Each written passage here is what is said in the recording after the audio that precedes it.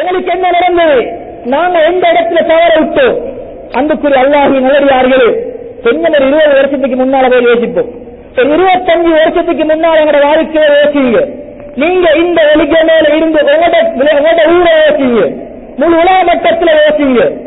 20-25 வருஷத்துக்கு முன்னால எங்கட நாட்டுல வாழ்ந்த முன்னோர்களுடைய எங்கட உம்மம்மா அப்பா அம்மாவுடைய வாழ்க்கை எப்படி இருந்துச்சு, எங்கட வாழ்க்கை எப்படி போகுது?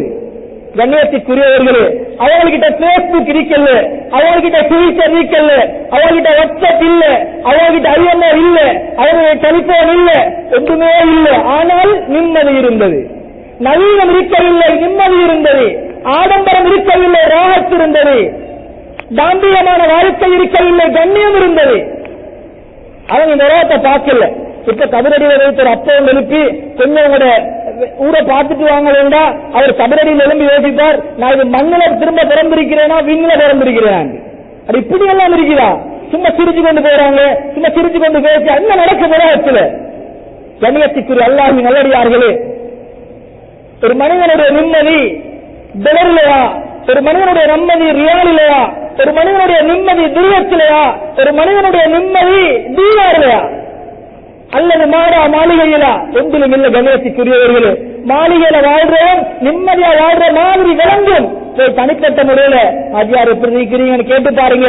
அவர்த கதையை பிரட்டினா, அவர்த புஸ்தகத்தை பிரட்டி ஓட ஆரம்பிச்சாருண்டா, அல்ஹம்துலில்லாஹ் நான் குடிக்கையில இருந்தாலும் நிம்மதியா வாழ்றேனே, இடியாட்டம் சுட்டு விட்டாலும் நிம்மதியா வாழ்றேனே.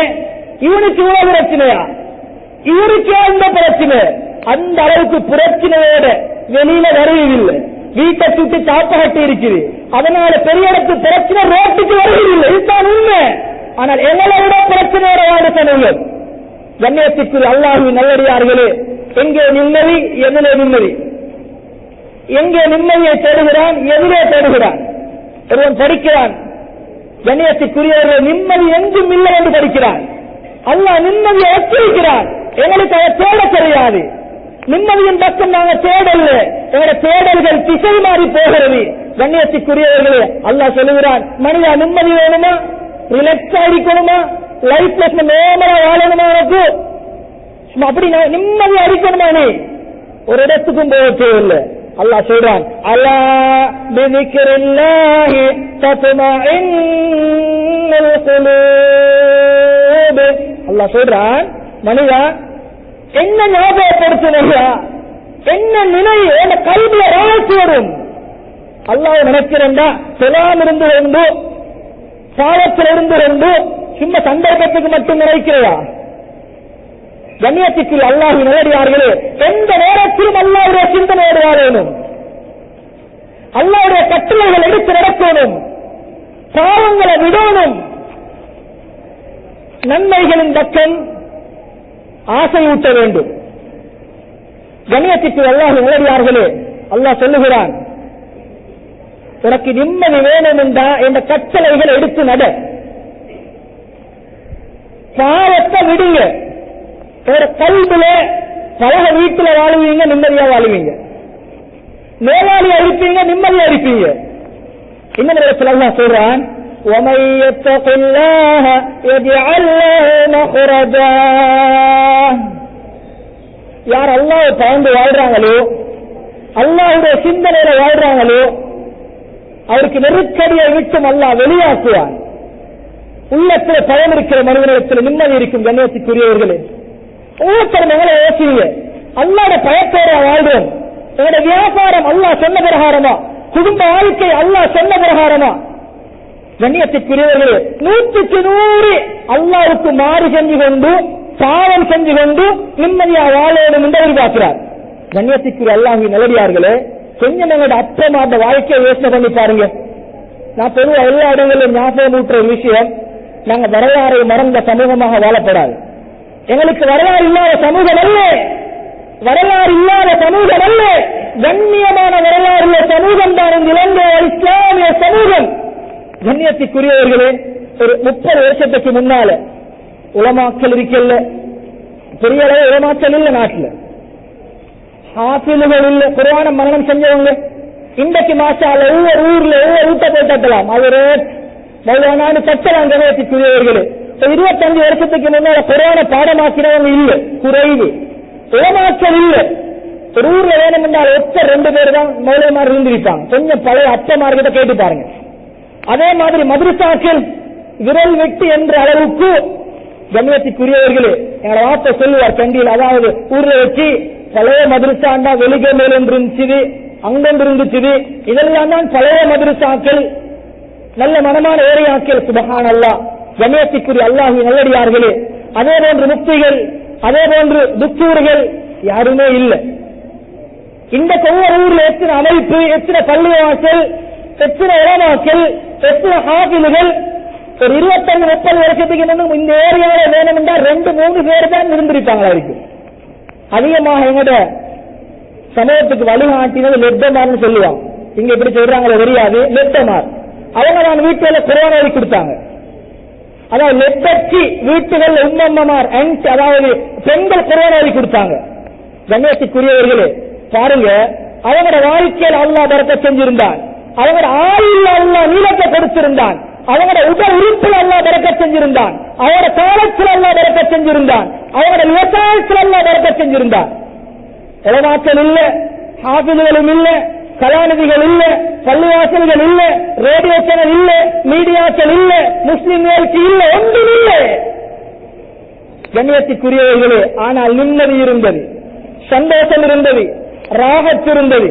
ஒன்றும் இல்லை. உலக அடிப்படையில எந்த ஒரு வசதியும் இல்லை. ஆனால் நிம்மதியாக வாழ்ந்தாங்க, உலகத்தில் கண்ணியமாக வாழ்ந்தாங்க. இது எந்த பேரும் வளர்ற எங்களுக்கு நிம்மதியை அல்லாஹ் எங்க வச்சிருக்கிறான் என்பதை தெரிஞ்சு கொள்றதுக்கு. கண்ணியத்துக்குரியவர்களே, உண்மையில நீண்ட காலம் வாழ்ந்தாங்களா இல்லையா? நீண்ட காலம் வாழ்ந்தாங்களா இல்லையா?